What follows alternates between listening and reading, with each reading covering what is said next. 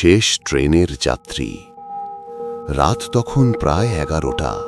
শীতকাল, কুয়াশায় ঢেকে আছে পুরো স্টেশন।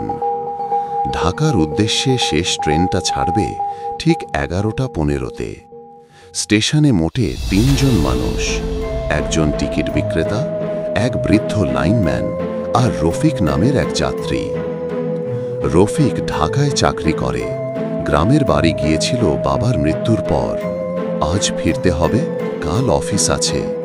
ট্রেন ছাড়তে আর 5 মিনিট বাকি, কিন্তু কুয়াশায় সব কিছু অদ্ভুতভাবে নীরব।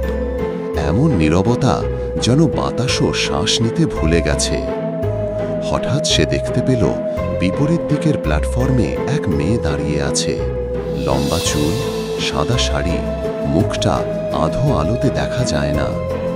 রফিক ভাবল হয়তো কোনো যাত্রী, কিন্তু মেয়েটা এক দৃষ্টে তাকিয়ে আছে তার দিকেই। হঠাৎ টিকিট বিক্রেতা চিৎকার করে উঠল, এই যে ভাই, ওদিকে যাবেন না, ওদিকে তো লাইন বন্ধ অনেক বছর।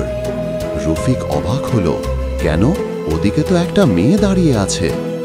বৃদ্ধ লাইনম্যান কাঁপা গলায় বলল, ও মেয়ে না বাবা, ও তো মরেছে অনেক আগেই, সেই ট্রেন দুর্ঘটনায়। রফিকের বুক ধড়ফড় করতে লাগল। তখনই কুয়াশা ঘন হয়ে গেল। হুইসেল বাজল, শেষ ট্রেনটা ঢুকছে স্টেশনে। রফিক উঠে দাঁড়াল। ট্রেন থামতেই সে তাড়াতাড়ি এক কামরায় উঠল, কিন্তু ট্রেনে আশ্চর্য নীরবতা। না কোনো যাত্রী, না শব্দ, শুধু জানালার পাশে বসা সেই মেয়েটা, একই সাদা শাড়িতে। সে মৃদু কণ্ঠে বলল, তুমি এসেছ, আমি অপেক্ষায় ছিলাম। রফিক ভয়ে জিজ্ঞাসা করল, তুমি কে? মেয়েটা হাসল, একটা অদ্ভুত ঠান্ডা হাসি।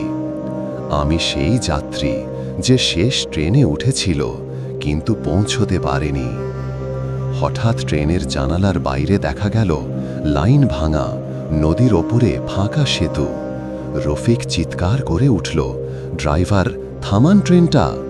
কিন্তু তখন বুঝল ড্রাইভারও নেই।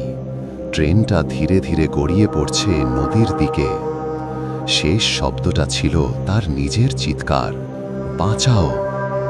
পরদিন সকালে স্টেশন মাস্টার লাইনম্যানকে বলল, কাল রাতেও কেউ যেন ট্রেনে উঠেছিল, আবার সেই মেয়েটাকেও দেখা গেছে। লাইনম্যান চুপ করে থাকল, শুধু বলল, শেষ ট্রেনটা তো আর বহু বছর ধরে চলে না স্যার।